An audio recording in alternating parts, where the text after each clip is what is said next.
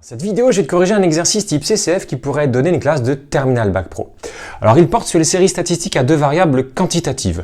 Je te propose de détailler un petit peu l'énoncé. Alors, nous observons dans le tableau l'évolution du taux de CO2 dans l'atmosphère. Ce taux de CO2 se mesure en parties par million, ce qui est l'équivalent de milligrammes par kilo.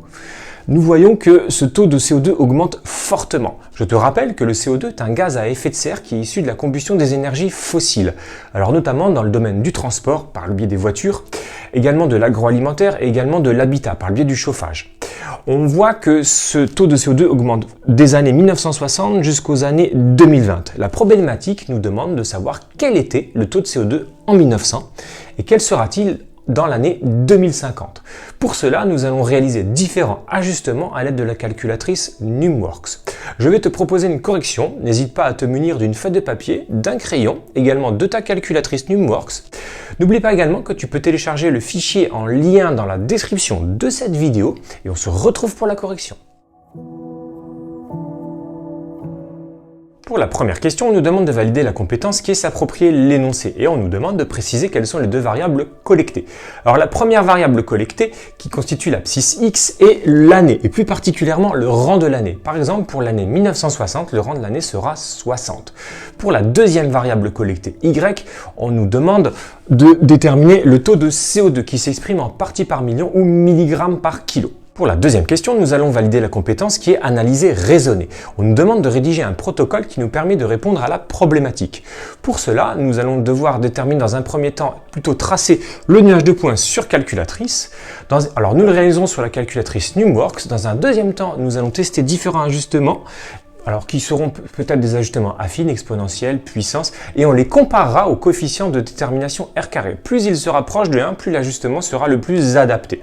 Dans un dernier temps, enfin, nous extrapolerons pour la valeur, alors 1900 et 2050. On fera attention à bien choisir le rang de l'année et non l'année. Pour la troisième et quatrième question, nous allons devoir valider plusieurs compétences, qui sont les compétences réalisées. Nous réaliserons les différents ajustements sur la calculatrice Numworks et nous allons également valider, puisque nous allons choisir entre ces différents ajustements lequel est le plus approprié. Pour le tracé sur calculatrice Numworks de ces différents ajustements, nous devons aller dans le menu régression. Ensuite, nous devons insérer dans la première colonne les différents rangs de l'année. Nous commençons par 60, 70, 80 et ainsi de suite. Puis dans la deuxième colonne, nous allons insérer les différents taux de CO2.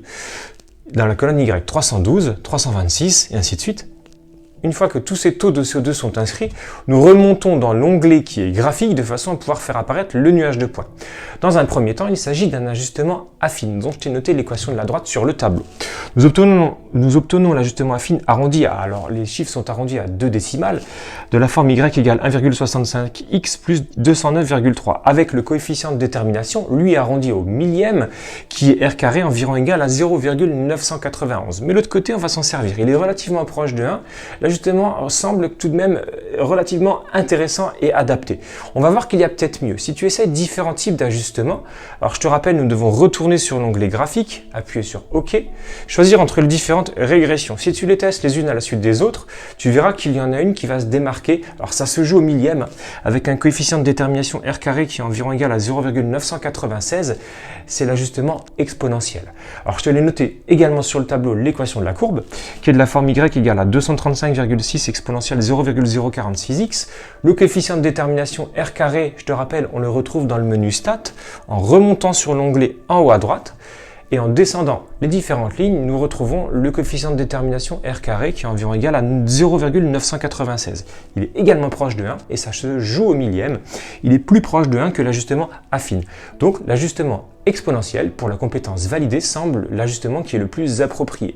Alors c'est dommage, c'est quand même relativement dommageable puisqu'il s'agit d'une évolution exponentielle du taux de CO2 dans l'atmosphère et on voit que ce taux va fortement augmenter. Pour la cinquième et dernière question, nous devons valider la compétence qui est communiquée. Nous devons répondre à la problématique. Alors je te la rappelle, nous devons déterminer le taux de CO2 en 1900 et en 2050.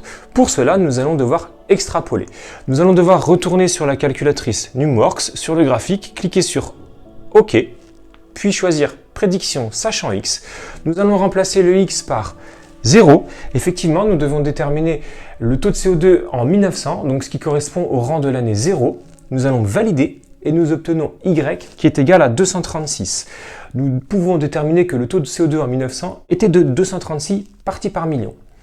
Pour déterminer le taux de CO2 en 2050, nous devons redéfinir à nouveau une prédiction sachant X, remplacer le X par 150, l'année 2050 correspond au rang de l'année 150, valider et nous déterminons le taux de CO2 en 2050 qui sera de 469 parties par million. Alors on voit que en 100 ans, environ, de l'année 1900 jusqu'à l'année, alors en 150 ans plus précisément, de l'année 1900 jusqu'à l'année 2050, le taux de CO2 a presque doublé. Alors c'est une évolution qui est relativement inquiétante sur l'échelle de la planète Terre et nous devons absolument changer nos comportements quant à l'émission de gaz à effet de serre et notamment le CO2. Voilà, je viens de te montrer comment corriger un exercice type CCF sur les séries statistiques à deux variables quantitatives.